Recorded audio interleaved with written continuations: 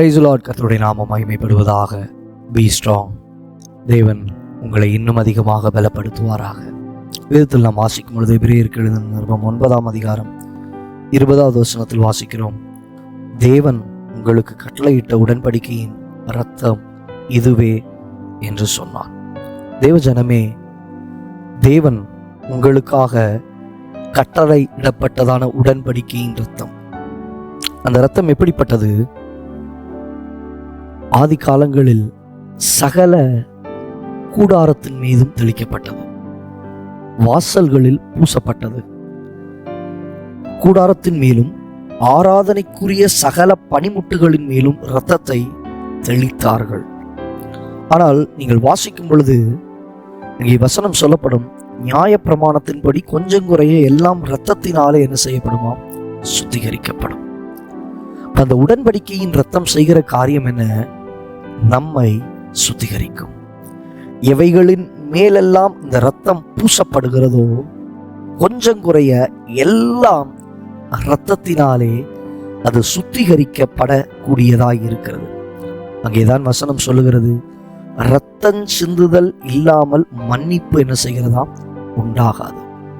அப்ப அந்த மன்னிப்பை நமக்கு ஏற்படுத்தி தரும்படியாக வெள்ளாட்டுக்கடா, காளை, புறா இவைகளுடைய இரத்தத்தினால் அல்ல,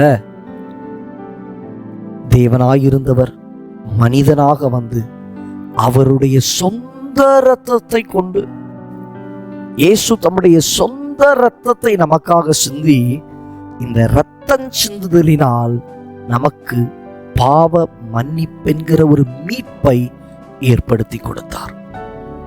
பாவத்தை மன்னித்தார், பாவத்திலிருந்து விடுதலையை கொடுத்தார், மீட்பை அவர் நமக்கு ஏற்படுத்தினார். இந்த உடன்படிக்கையின் இரத்தம் இதுதான் என்னை மீட்டெடுத்தது. விலை போகாமல் இருந்தோம், அடகு வைக்கப்பட்டிருந்தோம், அடிமைப்படுத்தப்பட்டிருந்தோம், எல்லாராலும் புறக்கணிக்கப்பட்டோம், தேவனால் ஏற்றுக்கொள்ளப்படக்கூடாத இடத்தில் இருந்தோம், பாளையத்திற்கு புறம்பாக்கப்பட்டிருந்தோம், பாளையத்திற்கு புறம்பாக்கப்பட்டிருக்கும், கிறிஸ்துவுக்கு தூரமாய் இருந்தோம், தேவனுக்கு தூரமாய் இருந்தோம். அவருடைய வாழ்க்கையில் இயேசு கிறிஸ்துவனுடைய இரத்தம் செய்தது என்ன? எனக்குள்ளே மன்னிப்பை உண்டாக்கி அந்த உடன்படிக்கையை மீண்டுமாய் புதுப்பித்தது. உடன்படிக்கையின் இரத்தம் இதுவே என்னை மீட்டது. அந்த உடன்படிக்கையின் இரத்தம் என்னை பரிசுத்தப்படுத்தினது. அந்த உடன்படிக்கையின் இரத்தம். கொஞ்சம் குறைய எல்லாம் இரத்தத்தினாலே சுத்திகரிக்கப்படும். நம்முடைய வாழ்க்கையில் இயேசு கிறிஸ்துவனுடைய இரத்தத்தினால் கொஞ்சம் குறையல்ல, எல்லாம் இரத்தத்தினாலே சுத்திகரிக்கப்பட்டது. கண்களை மூடி ஜெபிக்கலாமா? நல்ல தகப்பனே, உம்முடைய இரத்தத்தினால் எங்களுடைய குடும்பங்களை வேலி அடைக்கிறவர். நம்முடைய பிள்ளைகளுடைய வாழ்க்கையில் கொஞ்சம் குறைய எல்லாம் இரத்தத்தினாலே சுத்திகரிக்கப்படும் என்று சொல்லி பார்க்கிறோமே.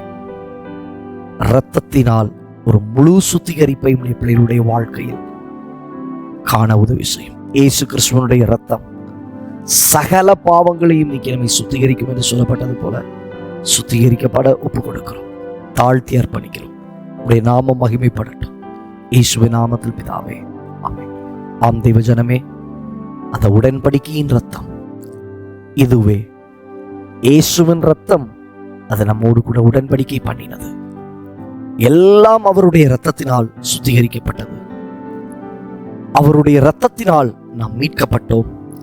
இரத்தம் சிந்துதல் இல்லாமல் பாவ மன்னிப்பு இல்லை.